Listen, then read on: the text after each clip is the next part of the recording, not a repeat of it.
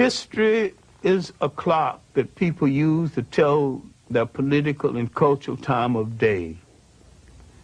It is also a compass that people use to find themselves on the map of human geography. History tells of people where they have been and what they have been, where they are and what they are. Most important, history tells a people where they still must go and what they still must be. The relationship of history to the people is the same as the relationship of a mother to her child.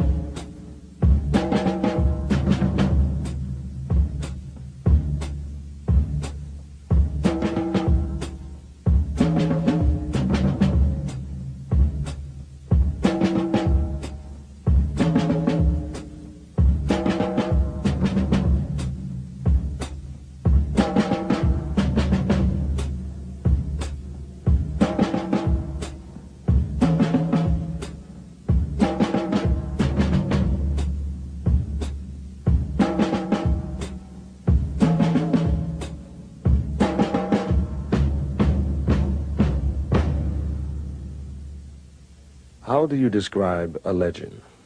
An African-American hero, an historian, an activist who for half a century has charted a singular course dedicated to the intellectual and spiritual liberation of a people.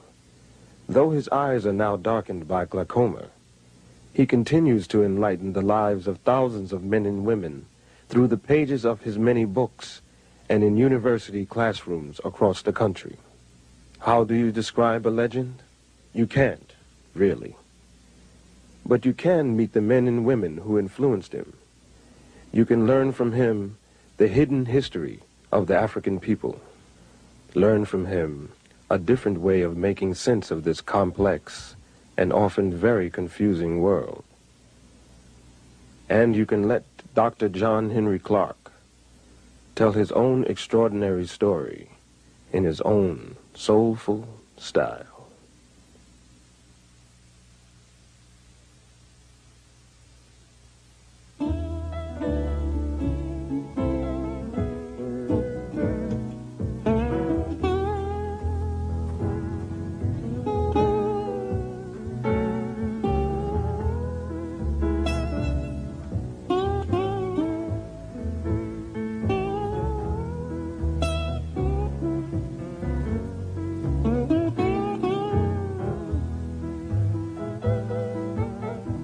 I was born on Sharecropper Farm in Union Springs, Alabama, New Year's Day, 1915. That was a great feast day in our family. And because my mother was a favorite in the family and I was late arriving, she said that nothing would be killed in this family until my child is born. And I didn't arrive until 3, and everybody was hungry. The feast had not started, and I wasn't exactly welcome. They never quite forgave me for that, holding up the feast. My early schooling was in a one-room schoolhouse that we called Miller's Hill School. When we moved slightly out of the city, I was chosen to go to city school. Officially, I never finished high school in the formal sense until later years. In fact, I taught 2 generations before I took time out to get my BA, my master's, and my PhD. And I have it all now, but I'm principally self-trained. My university was the public library and well-chosen second-hand bookstores. So while I grew up poor, I grew up in a very rich environment, culturally rich. I grew up with a whole lot of love and affection, a lot of lap time and a lot of slap time too, because I wasn't permitted to get away with too much. Miss Evelina Taylor is my 5th grade teacher, and she might be the foundation teacher in my life. In addition to teaching me basic good thinking and good conduct, she called me into her room during her lunch hour one day and told me to stop playing the fool because I was playing the fool just to get accepted. And she said, it is better to be right and march into hell than to follow a bunch of fools into heaven. I wanted to do something to impress Miss Taylor, and we had current events on Friday. We wanted to say something unusual because I worked for white people before and after school, and they had magazines. They would receive them one day, read them hurriedly up, throw them away the next day. So when I got up for current events, I always had something decidedly different to say about my own people and about other people. No, I wanted to do something real big. So I went to a lawyer that I worked for before and after school. I can still remember his name, Gagsteiter, and I asked him for a book about my people in early world history. He says, I'm sorry, John, that you came from a people who have no history. My mind would not accept that. I continued to search, and I opened a book called The New Negro, and I opened to an essay called The Negro Digs Up His Past. And for the first time, I knew that I came from a very old people, that we were older than slavery, older than oppression, older than Europe. Now the scramble began for more information.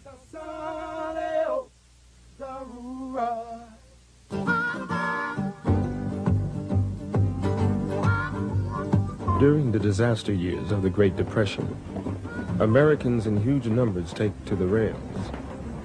They don't take Pullman cars or day coaches.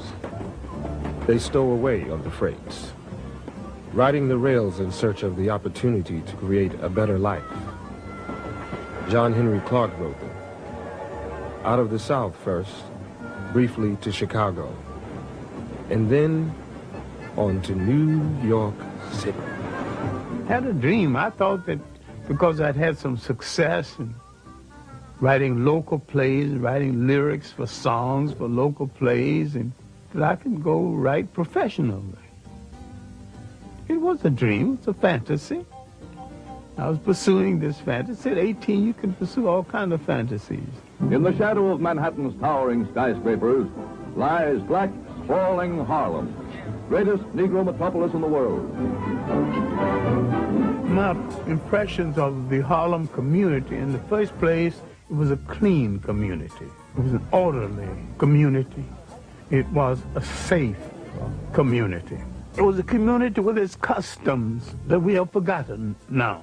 Street-speaking customs, strolling customs, social customs. There was a time when 7th Avenue, now Adam Powell Boulevard, was the street of choice.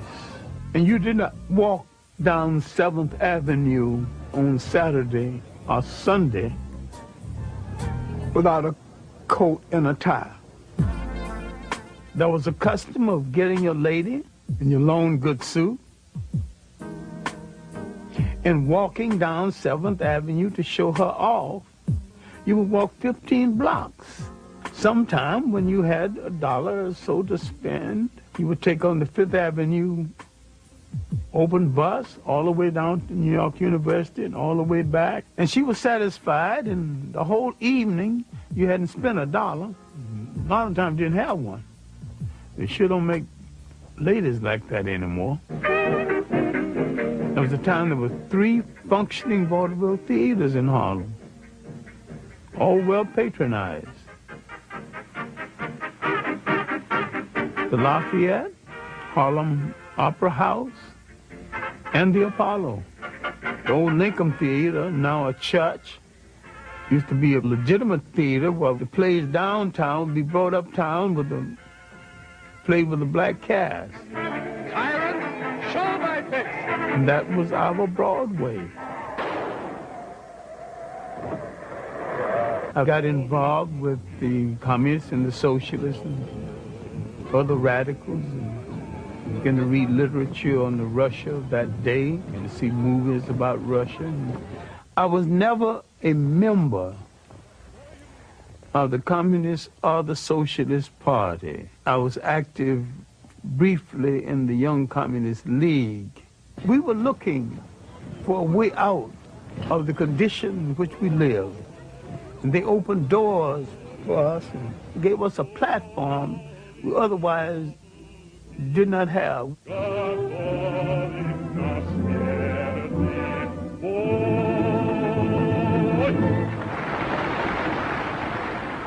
Paul Robeson was the one artist who made the great sacrifice based on commitment. And that commitment is that an artist is supposed to use his or her art to change the society in which they live. W.E.B. Du Bois is our greatest single intellect we produced in the whole of the Western world. And he's not just a black American intellect. He is an American intellect equal to any. W.E.B. Du Bois, Paul Robeson, the party came closest to what those men wanted to stand for in the world was a fair deal for the working people of the world. We would examine it later to our sorrow. We were in an argument between not a liberator and an oppressor, but 2 oppressors with different techniques and methodology of oppression. In the final analysis, Russia did not want us to be free any more than the United States and England and the imperial powers, but they wanted us under their domination. I never thought the left movement, communists or socialists, made any serious study of the history and the background of the African people of the world. And they had a preconceived notion of us that had nothing to do with our reality. And these African communal societies, where each got according to his needs, were not copied from Europe because they existed before there was a Europe. In these societies, based on the concept of the family and the community, everyone in the society had a responsibility. And in these societies, there was no word for jail because no one had ever gone to one. No word for orphanage because no one had ever thrown away any children. No word for old people's home because no one had ever thrown away grandma and grandpa. And while I had some admiration for the conclusion of Karl Marx, I dare to say he was a political opportunist and a Johnny-come-lately because he was rehashing something that was in the world before the first European wore a shoe or lived in a house that had a window. During my early years in Harlem in the 30s, my writing consisted mainly of poetry, short stories, and little essays on aspects of history. The Harlem Renaissance writers, of course, influenced me. I knew Claude McKay. I knew Langston Hughes. I knew Richard Wright before he had published Native Son. I knew Wallace Thurman, Nellie Larson, Jesse Fawcett. I found a Pan-Africanist consciousness in a Langston Hughes and to some degree in a Claude McKay. But the rest of them were rather parochial. Finally, I got to meet Arthur Schomburg. Arthur Schomburg, mentor to 2 generations of African-American scholars. The legacy of this Puerto Rican-born historian is the world's definitive institution of its kind, Harlem's Schomburg Center for Research in Black Culture. I went down the 135th Street Library, and he was on the 3rd floor, and I asked, very humbly, asked the librarian, do you know anybody who will give me a letter to see Arthur Schomburg? And she said very sharply, impatiently, because she was short of help, you just have to walk up 3 flights. I walked up 3 flights, and there Arthur Schomburg was holding down the desk, being 18 and rash. I wanted to know the history of African people of the world. Henceforth, right now, within the hour, his lunch hour, all of it. He said, sit down, son. What you're calling African history and Negro history are the missing pages of world history. Then he said, son, go study the history of your masters. Go study the history of the people who enslaved you and find out why they found it a necessity to remove an entire people from the respectful commentary of the history of the world. Well, my earliest impressions of them was a people in power who intended to stay in power. And I began to wonder why they had so much and other people had so little, and why everybody I knew worked harder than they. Who made this arrangement? I studied European history and world history. Now, when I went back to Schomburg with some knowledge of background of European history, now he began to show me how to study African history.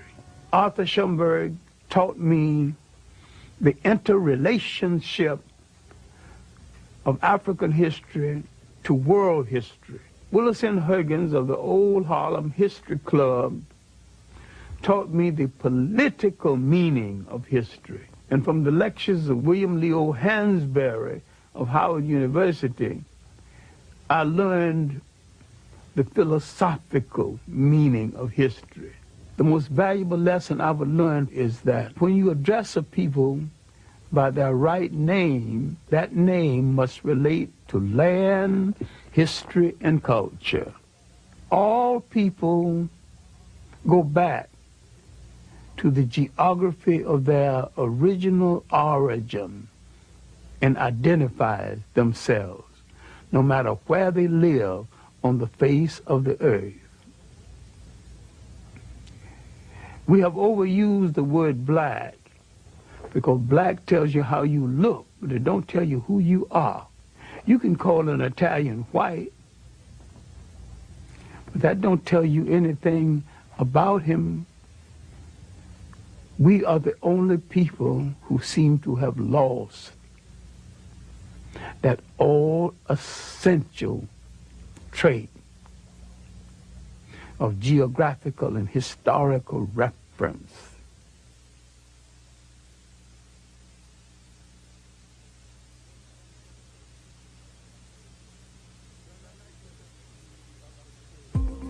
Around 1933 up until 1934, 1935, Harlem's main activity was how to make Harlem a congressional district so that Harlem could elect its own congressman.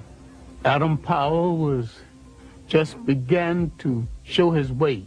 We were fighting to get jobs on 125th Street, fighting to get jobs in our own neighborhood. I admire Adam with all of his faults. He was the best person that Black America has ever sent to Washington. He got the job done. When he went to Washington the first time, they told Mr. Powell that we don't accept blacks in the congressional dining room. And Adam smiled and said, well, you don't accept them. Well, that's your custom. The next day, Adam got the tallest and the meanest looking and the blackest of the blacks he could find and marched them into the congressional dining room as his guest and got away with it. But it was a period when we were reassessing our role in the whole of the Western world.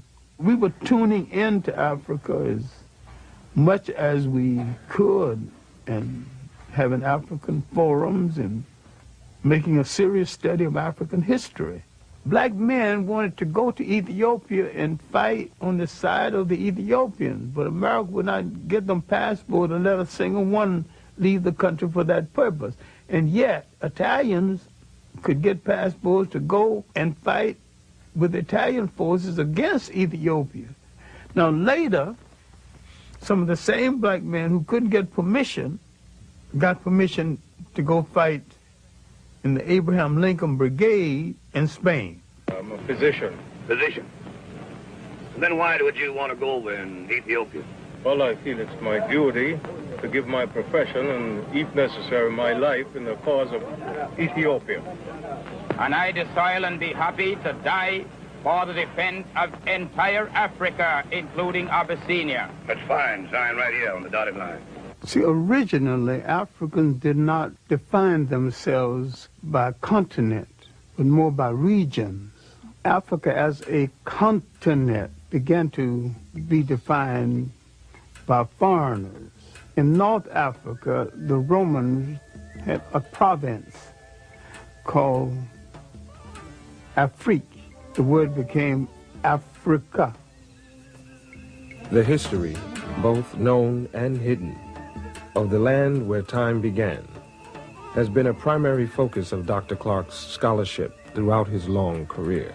The concept of social order, the concept of an organized society came out of Nile Valley civilization before there was any other society that has been known to man functioning any other place in the world. The significance of Nile Valley civilization is that it was that civilization that set a standard of performance untouched by the other civilizations of the world. And people are reluctant to give an African credit for a creation that happened in Africa. They also forget that the Nile Valley stretches 4,000 miles into the physical body of Africa, and that it was the world's first cultural highway. For centuries, Eurocentric scholars had rejected the idea that the mighty Egyptian empire was in fact created and maintained by black Africans. The concept that Western civilization was the product of non-white intelligence, imagination, technology, and spirituality was unacceptable, both psychologically and politically. A brilliant Senegalese scholar and scientist would shake, and many say topple, the very foundation of that conventional wisdom. His name was Sheikh Anta Diop. His research was brought to the attention of the English-speaking world through the efforts of his longtime colleague and friend. I was wondering why his books had never been published in the United States. He said there was no publisher's interest in his books. It took me 7 years to interest the publisher in the books of Sheikh Anta Diop. Diop's disciples refer to him as the Pharaoh of the Upper Nile. You must be strong enough and serene enough de voir les faits historiques to see the historical facts et de les interpréter and correctement. to interpret them. Nous pouvons tous être passionnés, We can all be impassioned, Mais ce n'est pas de cette manière que nous résoudrons les problèmes complexes de l'humanité. But that is not how we will resolve the very complex Donc cette problems of domination humanity. dont nous souffrons, dont j'ai souffert moi-même, The domination that we suffer from, that I have suffered from myself, notre propre domination des autres races l'a précédé. our domination of other races preceded it. Donc l'Afrique a exercé un impérialisme continu pendant 4000 ans. But for 4,000 years, Black Africa had an imperialism. Toute l'Asie occidentale était conquise et était justement sous la domination noire. All of Western Asia was under the domination of blacks. On n'aurait pu jamais penser à cette époque-là que la situation pourrait un jour être renversée. And at that time, no one would ever have dreamt that the situation could be reversed. C'est pour ça que l'étude de l'histoire nous redonne la sérénité pour apprécier les faits et les relativiser. This is why the study of history gives us the serenity required to appreciate the facts as they are. 1974, he would challenge the major scholars of the world on the concept of Egypt not being anything other than an African state. In the conference on the peopling of Egypt, leading scholars of the world met and debated. Most of them wanted to put Egypt's origin outside of Africa. Sheikh Anta Diop and his protege, Theophile Obenga, placed Egypt within the context of Africa's totality. Sheikh Anta Diop was more than a historian. He was a scientist, he was a paleontologist, and he had proven that if he could get the pigment from some of the mummies, he could prove their African origins. All the rest of the conferees came just to disagree, and when it was all over, they had to admit these two men came prepared to prove their case. At that point, they began to close the door to the research of Sheikh Anta Diop.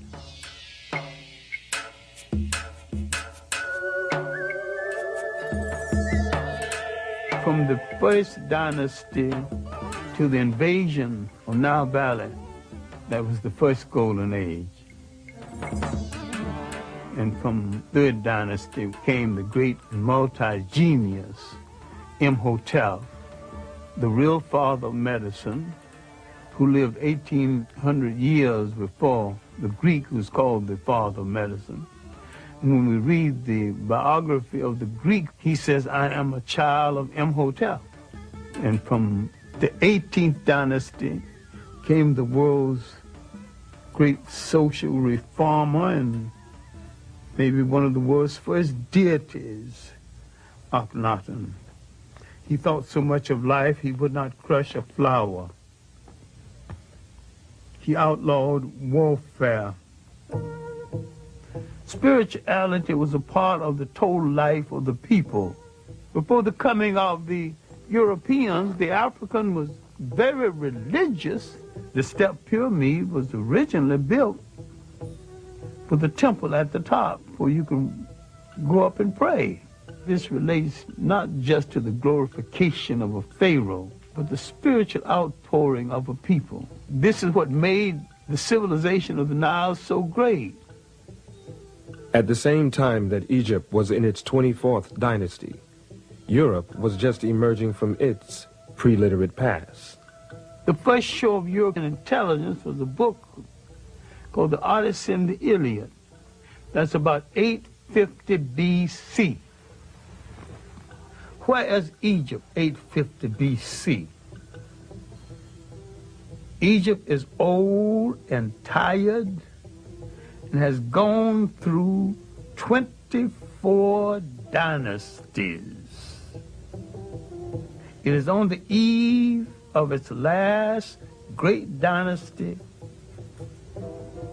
that will come from the pharaohs in the south.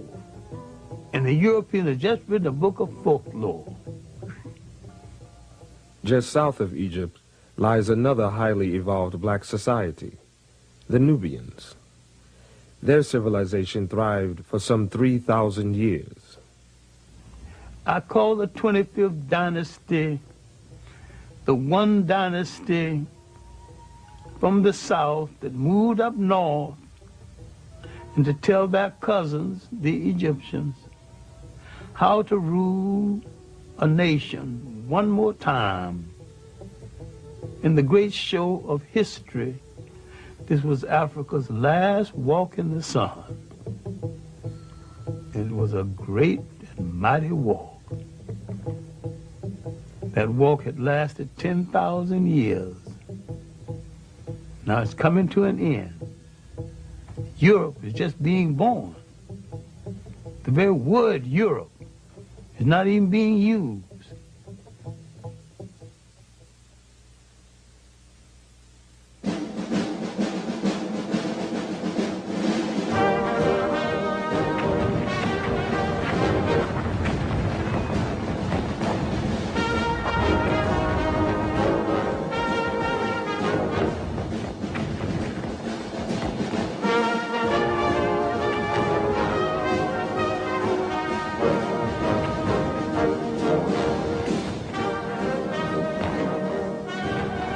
I was drafted to the Army in September 1941.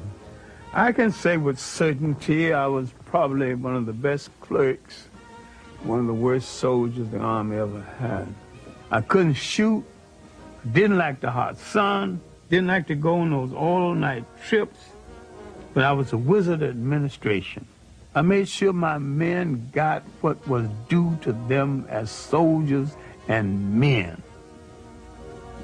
Not as black men, but as soldiers and men. After I returned from the Army, it was not so much as finding myself again as a Pan-Africanist, but redefining myself as a Pan-Africanist. Remember, we had participated in a war that we were cynical about in the first place, and having participated in this war on a Jim Crow basis, getting out of the war, and there wasn't the employment that we had hoped would be there, I began to think more and more about the fact that African people would have to depend on themselves. Pan-Africanism would be perceived as a way to end African dependence on colonial masters, a way to create free and independent nations, a way to transfer the continent's immense riches from the hands of invaders into those of the indigenous people of the land.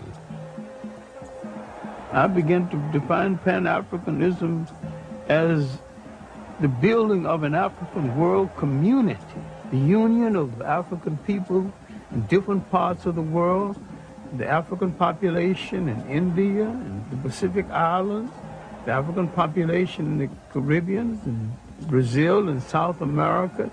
And I was looking to the fact that we number 1 billion people on the face of the earth. If you put them all together and they did one thing in unison, even if it was wrong, it might alter the world.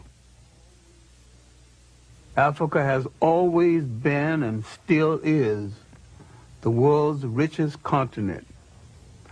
Africa has always had things other people wanted, thought they couldn't do without, and didn't want to pay for.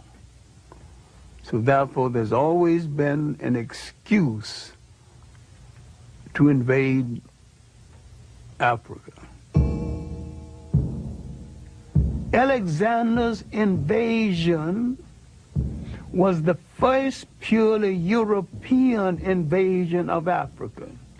Everything that had happened in Egypt and in Africa before 332 BC was something that no European had anything to do with.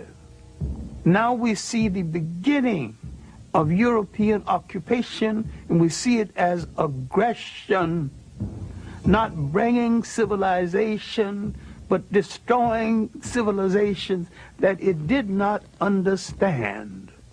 The uninvited arrival of European armies in the Upper Nile Valley signals the beginning of the end for the highest civilization the world had known.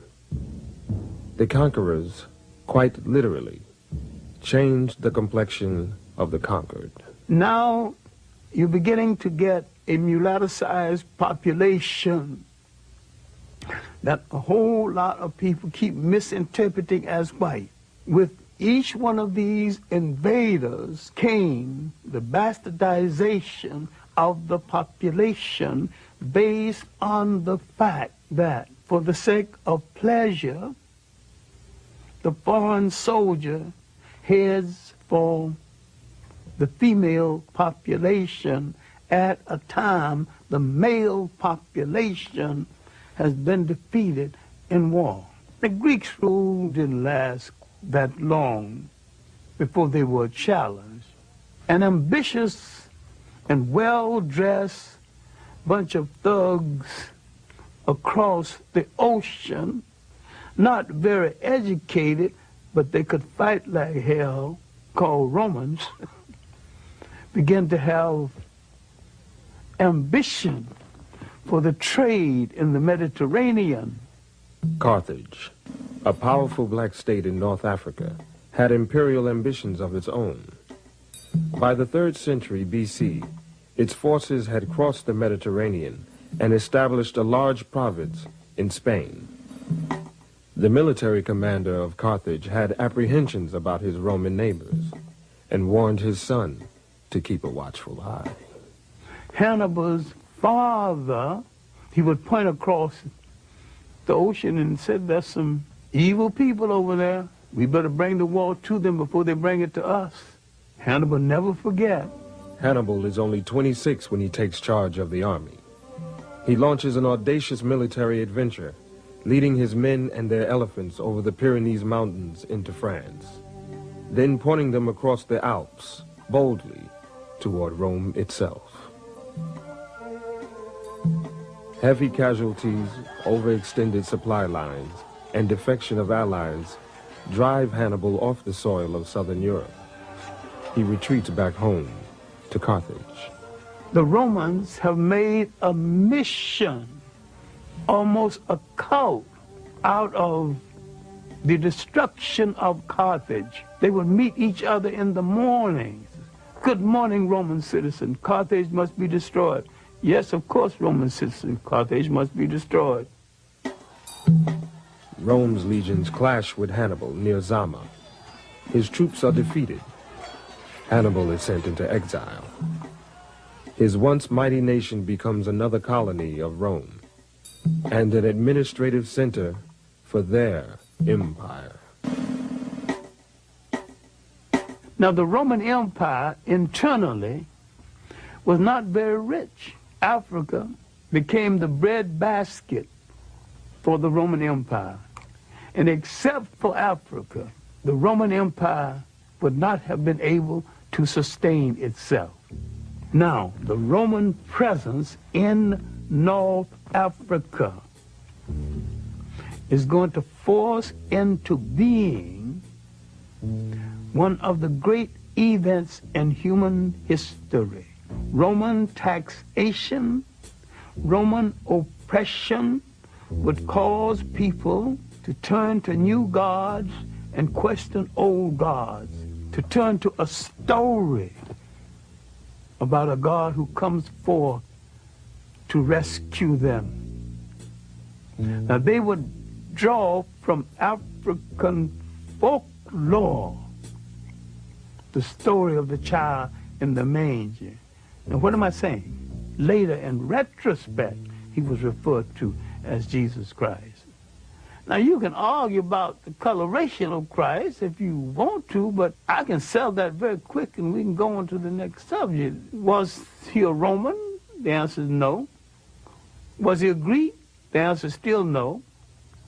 These were the only European types in that part of the world at the time. If he was neither Roman or Greek, he was one of those other people. And all of those other people were non-European and non-white. And he came from the other people. During that time of Roman dominance, Africans hold high military and administrative posts in the empire. The Romans and the Greeks had no color prejudice comparable to the kind of prejudice we would know later on. Otherwise, why would 3 Africans become emperors of Rome? Why would there be 3 African popes. Finally, Constantine decided to make Christianity the religion of the whole of the Roman Empire. Now we're coming to the critical period when the Roman domination of the church so corrupted the church, the Africans began some disenchantment with the Roman interpretation of Christianity. Constantine calls a council of bishops and priests at a place called Nice. It's the Nicene Conference. It is at this conference that the European created a European concept of Christianity. It was at this conference that they began to take the African saints out of the literature of Christianity. Now the corruption had started. The physical concept of Jesus Christ did not exist. Now, how did it come into existence? Because the Pope commissioned it to come into existence. Michelangelo painted the picture using one of his relatives as model. And that picture, one of the finest pieces of propaganda ever projected in history, has changed the minds of millions of people as who's supposed to represent God, whoever he or she is, and I have no problem with the she. Spirituality is a way of accepting the fact that there is a spiritual force in the universe larger than all of mankind. But someone had to come along and invent a word called God. Then someone had to say of another God and say, mine is better than yours. And someone had to create faith. Someone said, I have the true faith. Religion is the organization of spirituality into something that became the handmaiden of conquerors. Nearly all religions were brought to people and imposed on people by conquerors and used as the framework to control their minds. My main point here is that if you are the child of God and God is a part of you, then in your imagination, God's supposed to look like you. And when you accept a picture of the deity assigned to you by another people, you become the spiritual prisoners of that other people.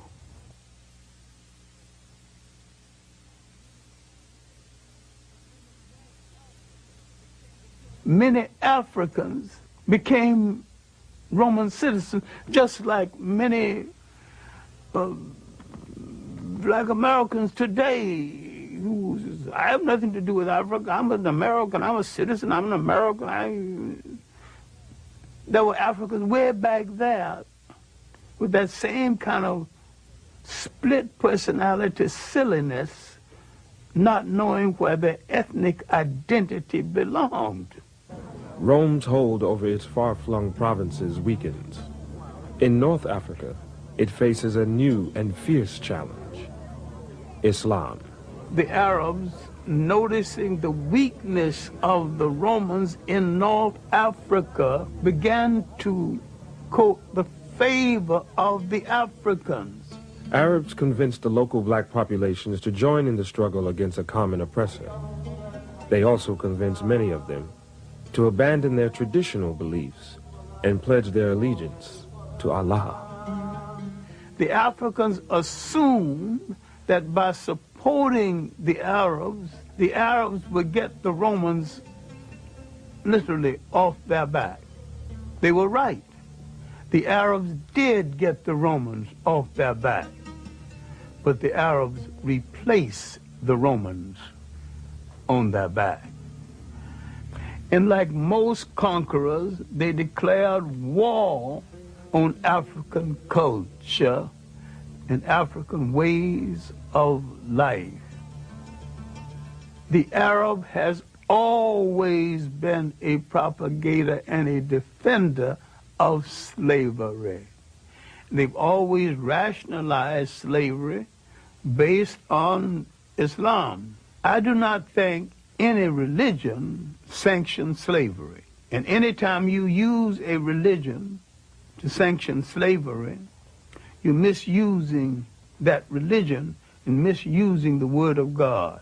Well, the Christians did it, and the Arabs have done it, and the Hebrews have done it. It's not right in any case. Islamic armies, their ranks dominated by African converts, defeat the Romans and push on to the continent of Europe. In the process, they capture Spain. There, the Africans and Arabs create a rich, cultured, and powerful empire. So powerful, it endures for 500 years. The achievement of the Arabs at this time is they have driven the Europeans out of the Mediterranean. The European now must go back into Europe. They have no empires, no great connections outside of Europe. And because of this, they ultimately would go into a period called the Dark Ages. People are confused because when the European mentioned the Dark Ages for him were not the Dark Ages for other people. Concurrent with his Dark Ages, the African had his third golden age. As Europe suffers, 3 great kingdoms are emerging in West Africa: Mele, or Mali, Ghana, and Songhai. These were lands of enormous wealth, generated by their control of the trade routes across the Sahara and the abundance of their gold mines. The kingdoms were known for their benevolent governments and their great respect for learning. For a while in history, there were only 2 great universities. The University of Sankore at Timbuktu and the University of Salamanca in Spain. And the African was solely in charge of the one at Sankore and part in charge of the one at Salamanca. The Arabs had to some degree institutionalized the practice of African slavery. The Europeans internationalized it. In Europe, the wealth amassed from the slave trade makes the Industrial Revolution possible, while laying the foundations of modern capitalism. In the Americas, the traffic in human souls creates a vast African diaspora, millions upon millions of people ripped from their homelands, transported in chains to a distant, hostile world. The European came into Africa as a guest and was treated as a guest. The Africans, unsuspected, political, naive, as some of them still are, because he had nothing against the Europeans and he had never enslaved any Europeans. He just assumed automatically no European would enslave him. He had never dealt with anyone who would enslave the host and the wife who cooked the meal and lie about it. Around 1442, the first slaves would be taken out of West Africa. Spain and Portugal goes to the Pope, the leading arbitrator of that day, the one person in Europe with the greatest authority. The Pope would say to Spain and Portugal, you take the East and you take the West, and you 2 good Catholic nations start fighting among yourselves. And then the profound statement before departure, You are both authorized to reduce to servitude all infidel people. The slave trade now had been sanctioned, and Europeans had been told they need not feel guilty of it because you're doing this to an infidel who is outside of God's grace. England went into the slave trade with a vengeance, led by Captain Hawkins and the good ship Jesus. The ship was called the good ship Jesus. The coat of arms on the ship was two Africans bound back to back with their arms tied. So they saw no contradiction in being in the slave trade and being Christians at the same time. We cannot deal with this enough because we're still suffering from this inside of the mind of a lot of people in this world, into the millions. We are outside of humanity, outside of the grace of God. That's a terrible feeling as you walk the earth, because what has been taken away is your essential humanity, your human beingness. And when they take away your human beingness, they take away your nationness.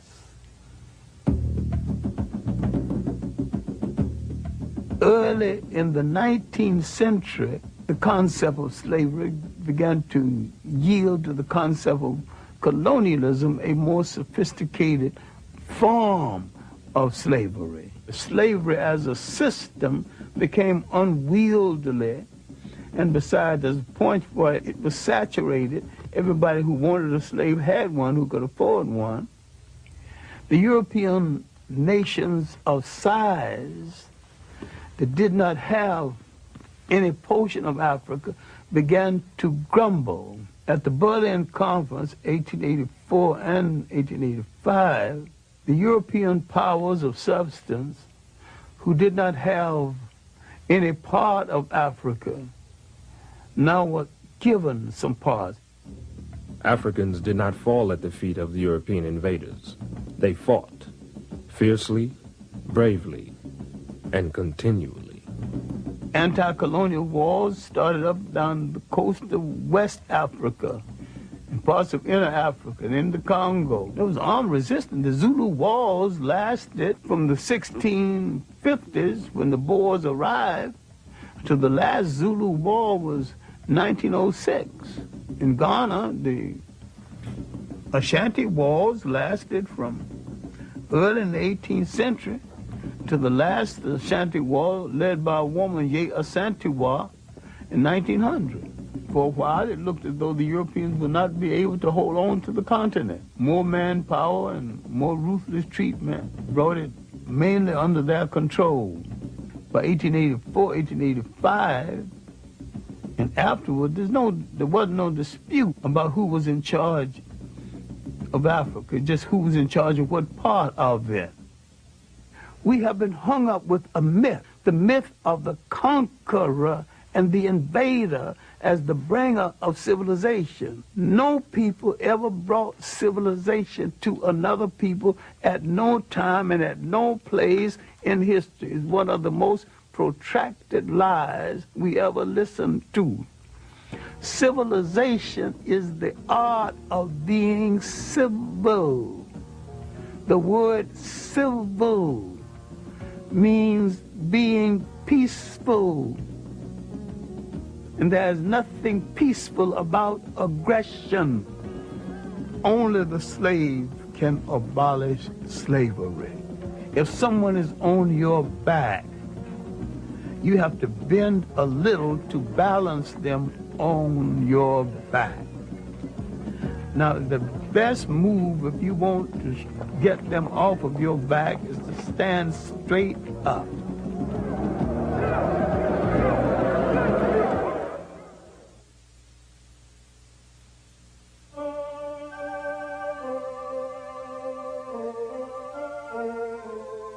There's something about an island, a body of water, bequeaths a special kind of dreamer, because they did not know where they came from in Africa. They dreamed of the whole of it, bring it all together in one piece. The seeds of Pan-Africanism, planted in the United States during slavery years, later flourish in the fertile soil of the British West Indies. Trinidad produced the three greatest Pan-Africanists, H. Sylvester Williams, C.L.R. James, and George Padmore. In Trinidad, they found the Pan-African League. H. Sylvester Williams would eventually call it Pan-African. He would call a conference in London in 1900. A few scattered Africans, a few people from the Caribbean, W. Du Bois from the United States. They did not ask for the independence of African states then. They asked for preparation. Give us the kind of education that will prepare us for eventual independence. They were reasonable, but they weren't listened to. And yet the conference made some kind of impression. After the first Congress, Du Bois would be the leading light from the second through fourth. But the most meaningful, the one that Du Bois called in Paris, as a result of this Congress, Du Bois came to center stage as the leader and theoretician of Pan-Africanism. Pan-Africanism wasn't exactly new because black Americans were practicing it long before someone gave it a name. The African settlement movement, the movement that settled Liberia, was in form of Pan-African movement. The so-called Negro Convention movement was most a discussion of how you bring the African world together.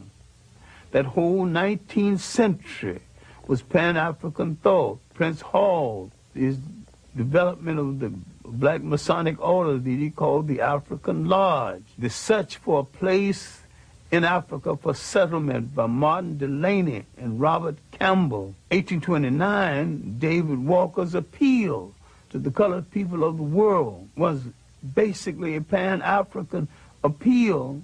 All of this before we come down to the end of the 19th century.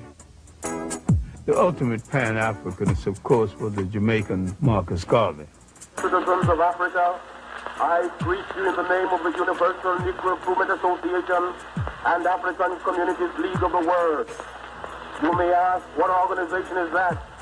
It is for me to inform you that the Universal Negro Improvement Association is an organization that seeks to unite into one solid body the 400 million Negroes of the world. It was soon after the end of World War I.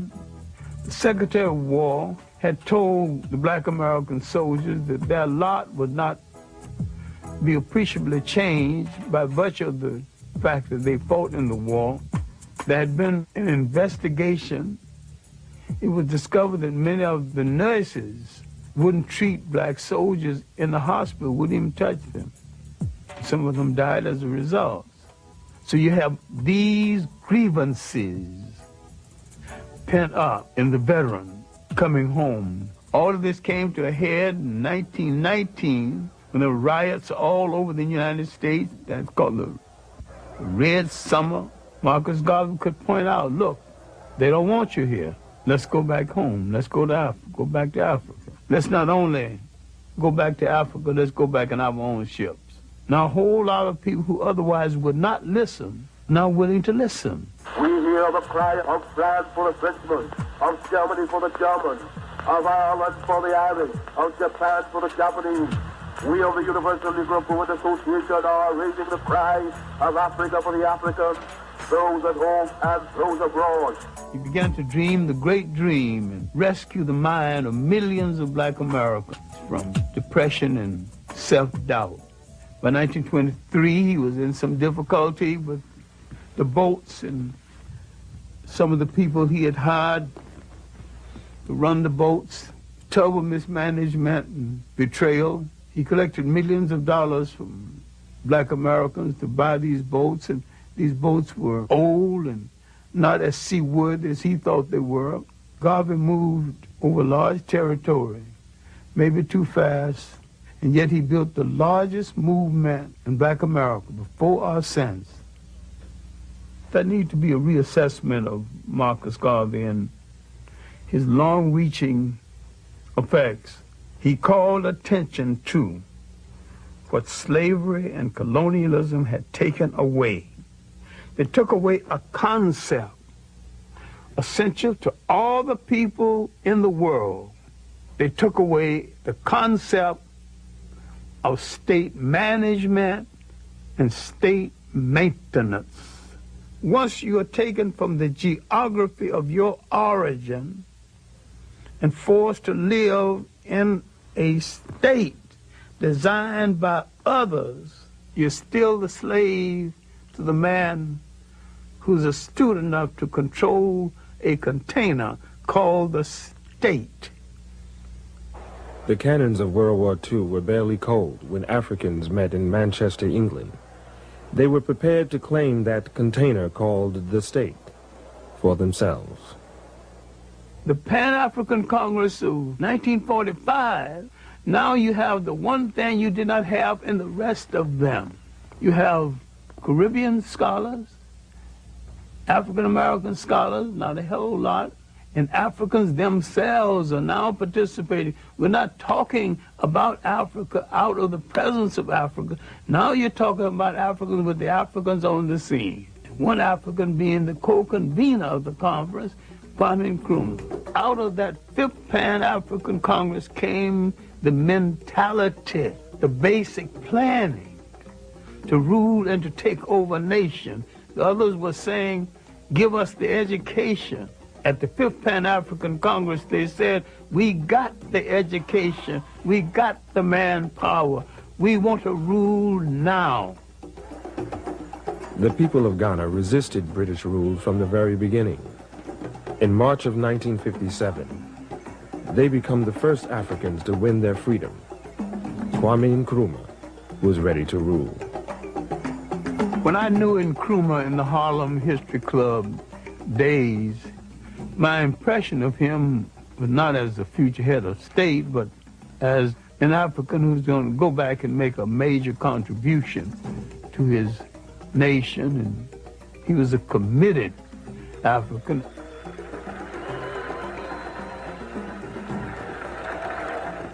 I went to Africa in 1958 because I've been promising myself I was going to get to Africa next year. That promise of myself went on for about 5 years before I actually got there. When I got there, all I had was a return ticket. I told an African who had read one of my stories in an African magazine and wrote and got my address. I said I was coming to Ghana, get me a place in a hotel for a few days, and he didn't even go to a hotel, he didn't even try. He took me to the slums of Accra, and I lived right there with him. Finally, a check that was due me from America did not arrive. When it did arrive, it bounced. So there I was, and one day, Nkrumah had gone someplace. He's coming home from a visit of state. A whole lot of people along the highway hailing his return, and so I was along with the rest of them. I was just like another African melted into the crowd. And he spotted me, and they stopped the Rolls Royce, and the motorcycle drivers pulled their guns, thought that someone was about to hurt the president, you know. his motorcade stopped, and he came out, and he said, what the hell are you doing in my country? And I just laughed. You say, you're a long way from Harlem. He looked right and said, where do you live? I said, in Jamestown. Jamestown is the slums of Accra. Still is. He shook his head and said, you sure must love Africa. Finally, he headed back to his car, and he turned back to me. He said, you know what I'm going to do for you? I told him I didn't have any job, and my check had bounced. I didn't even know how I was going to get home. I'm going to put your Harlem behind to work. And he gave me a job. Working on his newspaper, the Evening News. The significance of Ghana's independence at that time is that it gave spirit to the whole of the African world. It was a major impact on black America because it came at the time the civil rights movement was reaching a crescendo, a great height. His first vision of Pan-Africanism was the physical unification of Africa. And he said that Ghanaian freedom won't mean anything until the rest of Africa is free. So the spirit of Ghanaian independence would create a light of hope in the rest of Africa. And this is what Kwame Nkrumah was trying to build. This is what the intelligence services of the United States, England, and France had to destroy to keep the example of Ghana from emerging. What went wrong was our misunderstanding of what a state consists of and the responsibility that goes into holding one together. And our dependence on our colonial masters more than we anticipated. We who had longed so much for power, we wanted power. When we got close enough to touch it, we realized we hadn't even decided what we're going to do with it once we get it. I want to take this opportunity to welcome again to the United States, which he knows so well, the first citizen of Ghana, President Nkrumah. I was in the anti-poverty program in Harlem, and when Nkrumah came and spoke at the United Nations, I got the picture and showed it to them, and I got the speech. And the first thing I showed them, I said, look, there's a black man, head of a nation, speaking to the world. He got coarse, nappy hair. He didn't apologize for it. He said, here I am, African and black and bold and powerful and head of a nation, and I got something to say to you, and this is what I got to say.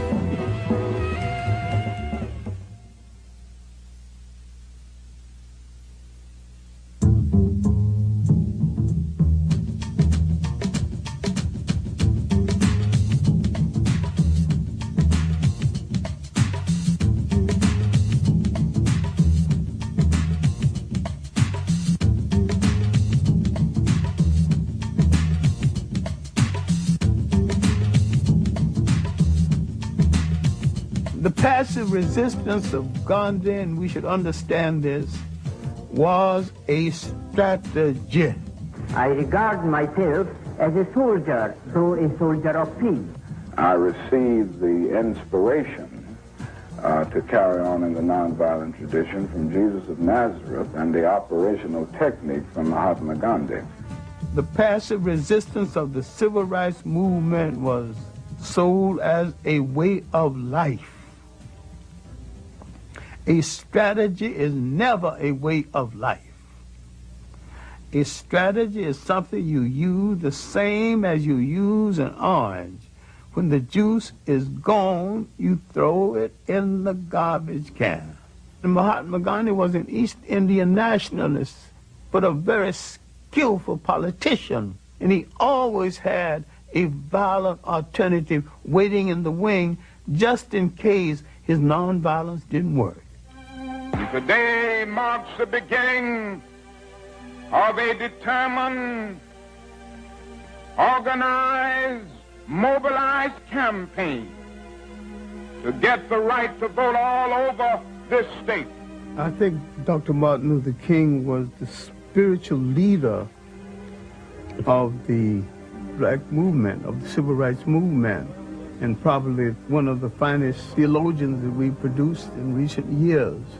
He was a dreamer, and yet he was a committed man to struggle, and he made great sacrifice within that struggle. I had some strong disagreements with him. I never thought that we should be locked into the concept of nonviolence as a way of life.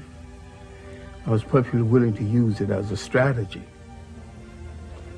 I think we should be slow in criticizing Martin Luther King. He was brave enough to put his life on the line for what he believed.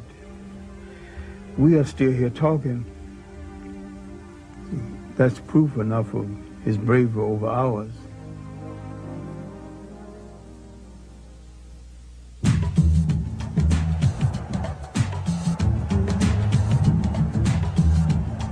I think the March on Washington was just that. It wasn't a march on Washington, it was a march in Washington. I don't know of any sweeping achievements that came out of it. It was a great ceremony. I'd be hard-pressed to identify the substance. I happen to think we've gotten enough mileage out of marching. It was a great ceremony. It was a great rehearsal for a show we did not put on the road. For a time, we had the attention of the world. Between the Civil Rights Movement, the Caribbean Federation Movement, and the African Independence Movement, we had the attention of the world, and there were people, though they hated our guts, they were willing to make concessions to us based on the fact that we were ready to handle power. We made too many speeches and didn't do the necessary work, the unglamorous off-camera work that would have made it possible.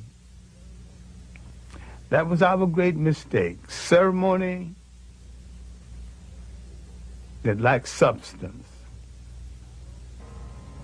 And that was a voice, loud and clear and analytical. We were fighting to keep from hearing that voice. It was the voice of Big Bad Malcolm X,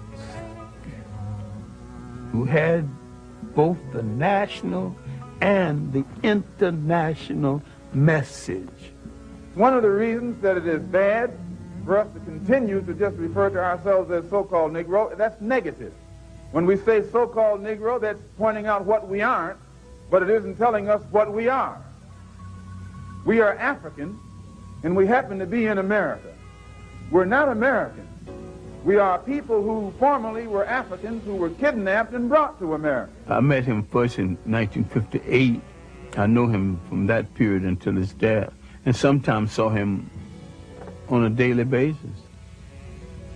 I would furnish information on history and background information. I never told Malcolm X what to do, and I don't remember anybody else who told him what to do either.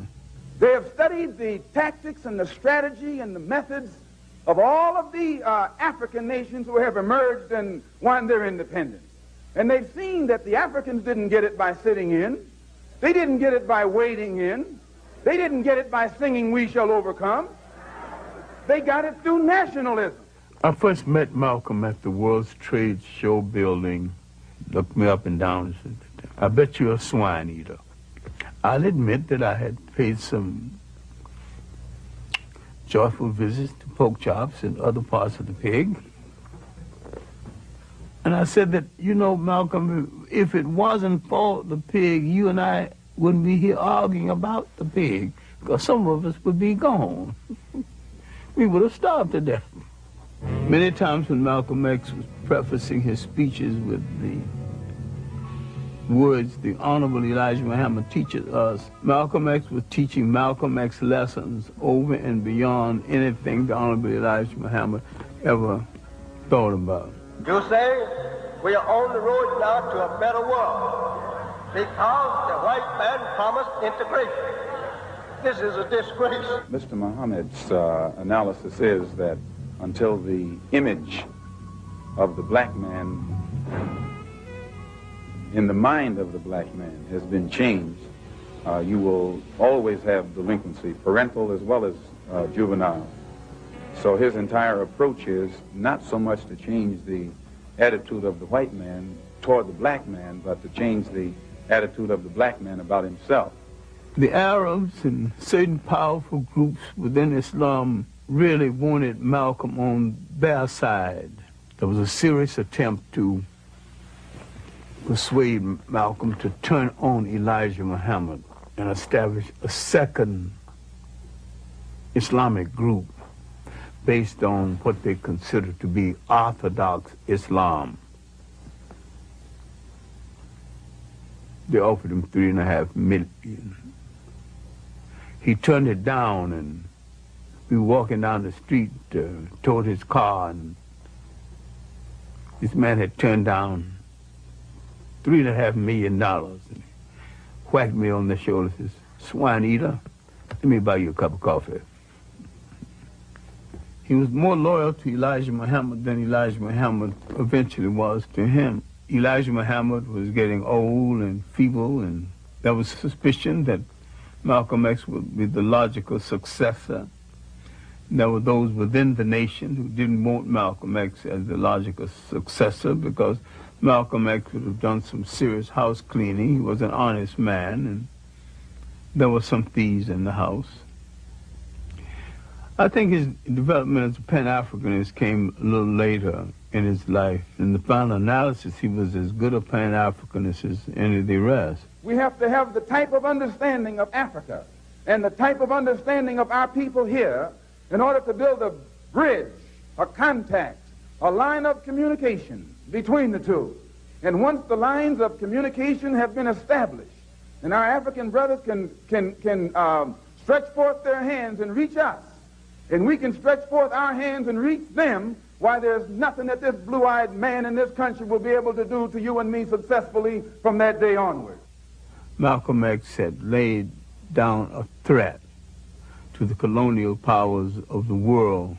It is nationalism that's bringing freedom to oppressed people all over the world. It was nationalism that brought freedom to the Algerians. It was nationalism that brought freedom to the Nigerians and to the Ghanaians.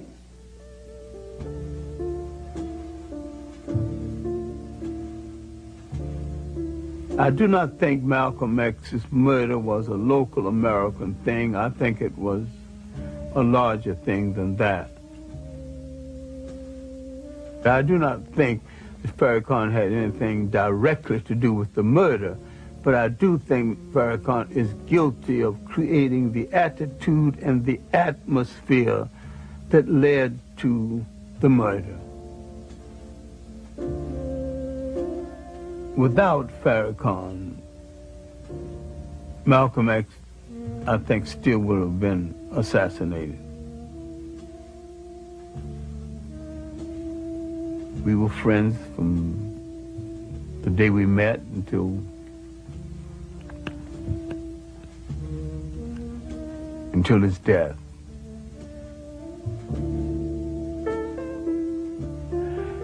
When I got the word of his death, I was in Connecticut. I'd gone up to make a speech in Connecticut, and I was at a Jewish home. Someone announced that he died, and then someone added, dismissing the whole thing, that after all, he was anti-Semitic. I know the man well enough to know that he really didn't hate anybody. He hated certain things people did. He wasn't a hater at all, and they spoke as though they had the right to tell us who should and should not be our hero. I went into that bathroom, and it was after dinner, and just cried like a child for 15 minutes, and I came out partly composed and made the speech that night I was asked to make, and came on home and began to try to deal with the reality of the situation. Because to me, Malcolm X was not gone, and he's still not gone in my imagination. The whole year after his death, I almost got the feeling that we were having our usual conversation. I was always in it. What can I do? And finally, I got the feeling that he had said, do your best work. I was a good teacher before that. I was a better teacher and a better human being after that, because I knew that being a good classroom teacher was my best work.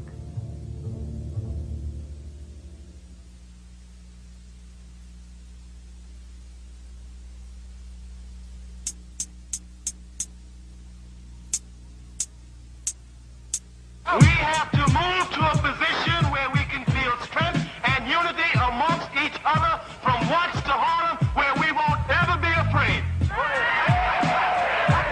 And the last thing we have to do is to build a power base so strong in this country that will bring them to their knees every time they mess with us.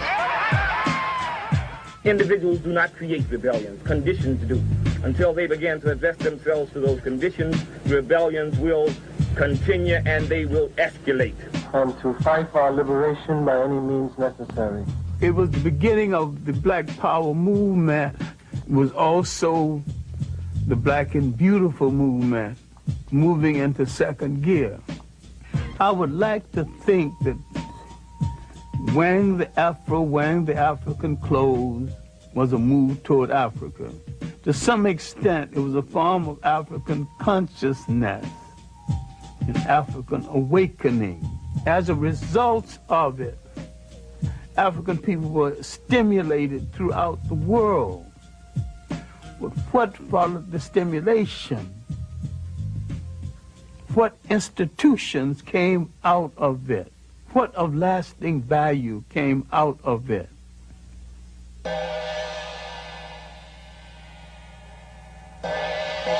I do not think the Africans, the Caribbeans, or the Black Americans have studied with any degree of depth and seriousness the rise of modern Japan. They went into a war and they lost. They sustained 2 atomic bombs. They had that country occupied. Now the people that defeated them are now begging them for commercial space. What did they do that we have forgotten how to do? They did some serious, astute planning, not loud mouthing, not boasting. They did not get on the radio or any platform and call anybody any name, but they did what they had to do.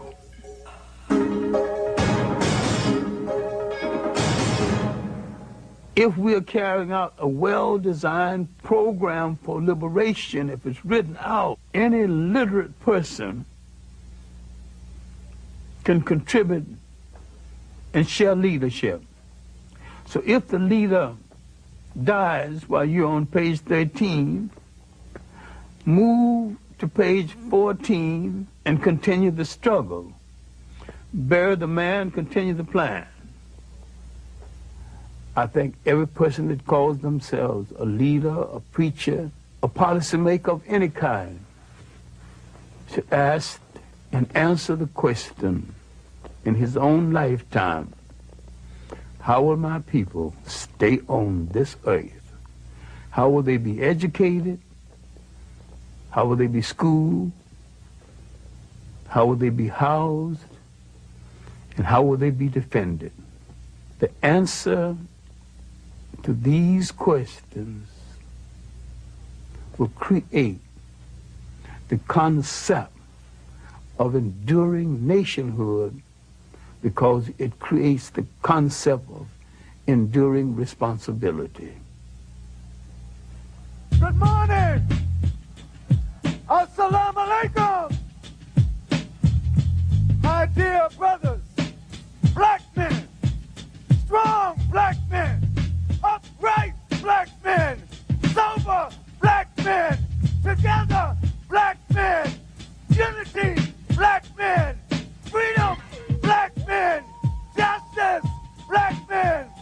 Welcome to the Million Man March. 1 million black men make their way to the nation's capital. They are answering Minister Louis Farrakhan's call for unity, redemption, and atonement.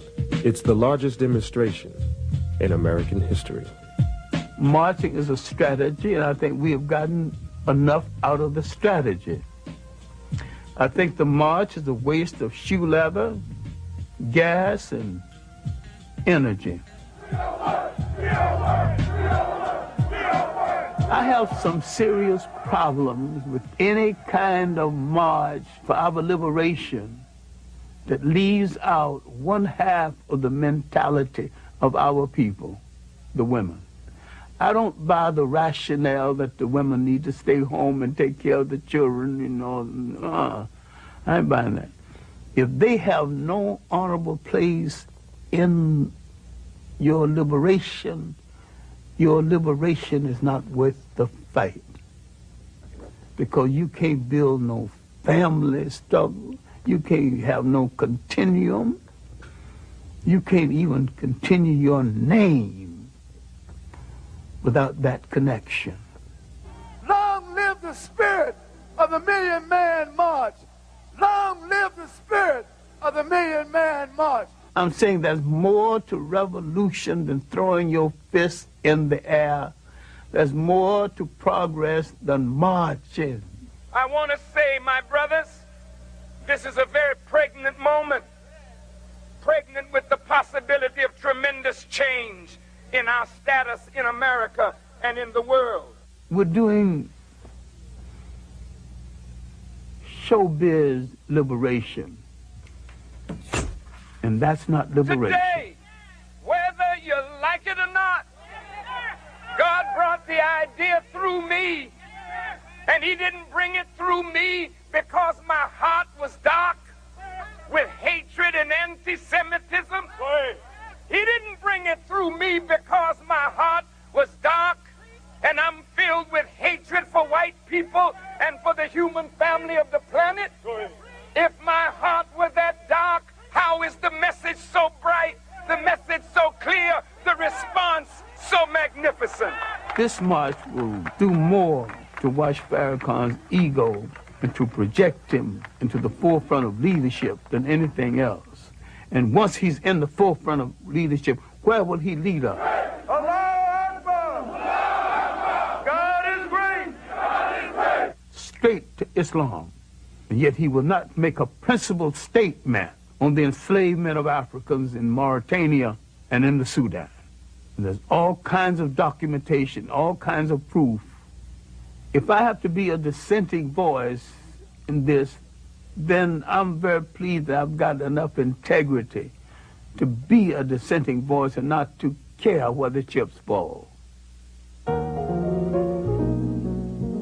Many perceive the African-American family as an endangered species. To Dr. Clarke, the family is the soul, the spirit, and the cornerstone of the nation. If the family dies, so does the nation.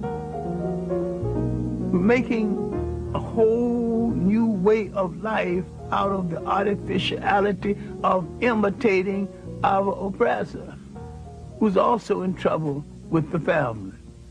And we grew up in communities where every child was a child of the whole community and could be disciplined and rewarded by anyone in the community. Now we bought into someone else's sociology. Don't touch that child. Don't you dare spank my child.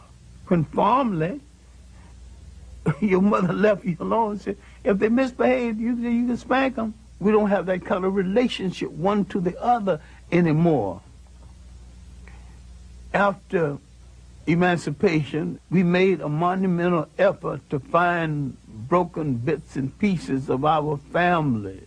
My own grandmother spent 3 years wandering around Virginia trying to find her first husband, who had been sold to a slave breeding farm in Virginia.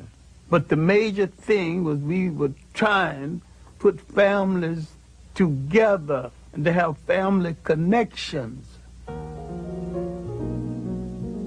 Our new mission of liberation is to put strong families together again, because the family is not only the embryo of the beginning of all that we can call civilization, but it's the beginning of all anyone can call a civilization. Because this is the essential network that leads to nation. There's some common sense things we can still be doing. Our communities are miniature nations. We have to control them. Control the real estate in those communities. Control the education in those communities. You cannot write the history of this nation as though it is only a white nation. It's a multicultural nation. I'm saying whatever the solution is, either we are in charge of our own destiny or we are not in charge. On that point, we got to be clear. You're either free or you're a slave.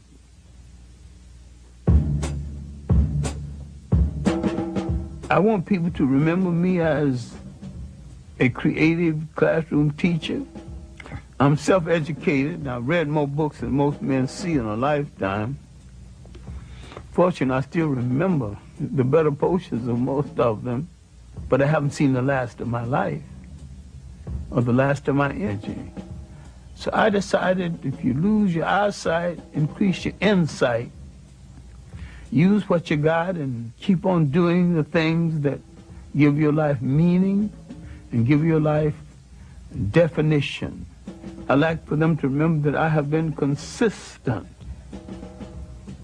I took certain principle stands in my late teenage. Now at the age of 80, I have not discarded these principle stands. My great overpowering love affair has been the liberation and the maintenance of African people and to restore them to a status that they lost in the world. I think faith has not spared African people for an ideal purpose. If we were put on this earth and we have endured a Holocaust 10 times worse than the one in Europe, then faith has a mission for us. If we gave the world its first humanity, maybe we have the capacity to give the world its next humanity.